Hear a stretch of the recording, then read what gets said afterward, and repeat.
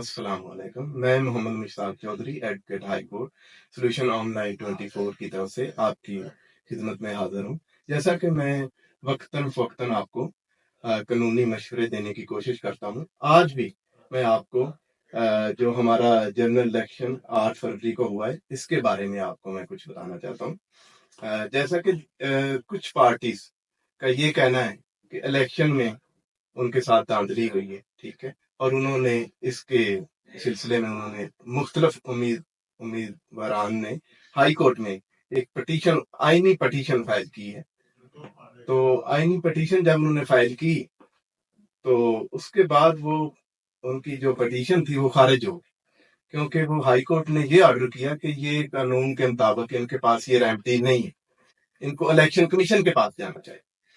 तो इस बारे में आज मेरे साथ हैं अंदाज दिलानी खान साहब, एडवोकेट सुप्रीम कोर्ट हैं। बिस्मिल्लाहिर्रहमानिर्रहीम। सबसे पहले तो मैं चौधरी मुश्ताक साहब आपका शुक्र अदा करता हूँ, बहुत शुक्रिया कि आपने मुझे मौका दिया कि इस वक्त जो पाकिस्तान में मौजूदा सूरत हाल है, जो अभी जनरल इलेक्शंस 2024 8 फरवरी को हुए हैं, उसके ऊपर कुछ जमातों ने और स्पेसिफिकली एक मखसूस जमात ने ये एलिगेशंस लगाए हैं कि पाकिस्तान में इलेक्शन कमीशन ऑफ पाकिस्तान ने अपनी आइनी और कानूनी जिम्मेदारियां पूरी तरीके से सरअंजाम नहीं दी, जिसकी वजह से इलेक्शंस के अंदर धांधली या रिगिंग हुई है। इस हवाले से बैरिस्टर सलमान अकरम राजा साहब, जो पाकिस्तान तहरीक इंसाफ के एक कैंडिडेट थे, एक नेशनल असेंबली लाहौर की कॉन्स्टिट्यूंसी से, और इसके अलावा 18 और उम्मीदवारान जिनका ताल्लुक भी पाकिस्तान तहरीक इंसाफ के साथ था, वो मुंसलिक थे और उनकी तरफ से वो कैंडिडेट थे बीइंग एन इंडिपेंडेंट कैंडिडेट। जैसे कि आपको पता है कि उनके पास कोई भी अपना जमात का कोई लोगो नहीं था, जिसकी वजह से वो इंडिपेंडेंट कैपेसिटी से खड़े हुए इलेक्शंस के अंदर, लेकिन क्योंकि उनको सपोर्ट पाकिस्तान तहरीक इंसाफ की थी, तो उन लोगों ने ये आईनी दरखास्तें लाहौर हाई कोर्ट लाहौर में दायर की,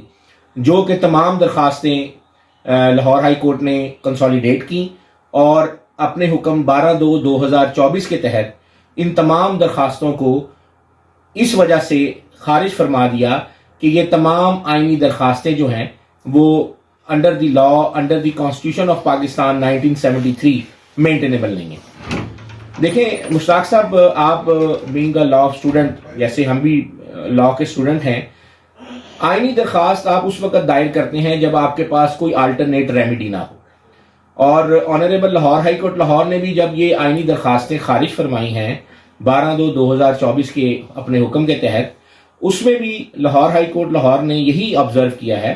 कि इन तमाम जो कैंडिडेट्स हैं, इनके पास इलेक्शन एक्ट 2017 के तहत इलेक्शन कमीशन ऑफ पाकिस्तान के पास जाने की रेमेडी है, जो इन्होंने एग्जॉस्ट नहीं की। और उसके अंदर जो लास्ट पैराग्राफ था ऑनरेबल जज साहब के ऑर्डर का 12/2/2024 के तहत, उन्होंने वहां पे ऑब्जर्व किया है कि इलेक्शन एक्ट 2017 के तहत section 8, 9, 15, 95 read with article 218 sub article 2 इनके पास आर्टिकल 218 सब आर्टिकल 3 इनके पास एक रेमेडी है कि ये इलेक्शन कमीशन ऑफ पाकिस्तान के पास अप्रोच करें और वहां पर अपनी रेमेडी को एग्जॉस्ट करें। और इसके अंदर एक और भी एक इशू है जो इन इलेक्शन जो आईनी दरखास्तें थी, जिसके अंदर ये भी एक पॉइंट उठाया गया था कि जो कंसोलिडेशन ऑफ रिजल्ट है वो इन प्रेजेंस या एब्सेंस जो वो उसका भी एक इशू उठाया गया था, जिसके अंदर honourable Lahore high court Lahore ने इस हद तक भी ऑब्जर्वेशन दी है कि इलेक्शन कमीशन ऑफ पाकिस्तान को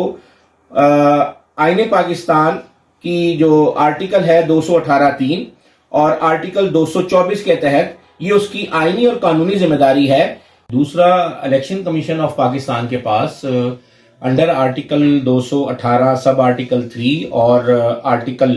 224 ये इख्तियारात भी हैं कि वो इन तमाम मामलात को, जो कंसोलिडेशन ऑफ रिजल्ट है कि वो प्रेजेंस या एब्सेंस वाला जो एलिमेंट है उसको भी जो है वो फाइनलाइज करे। तो ये तमाम चीजें अगर अंडर द लॉ होंगी और आईने पाकिस्तान के तहत इलेक्शन कमीशन ऑफ पाकिस्तान अपनी तमाम तर जो जिम्मेदारियां अगर सर अंजाम देगी, तो मैं नहीं समझता कि ये मामला जो है वो एहसन तरीके से रिजॉल्व ना हो सके।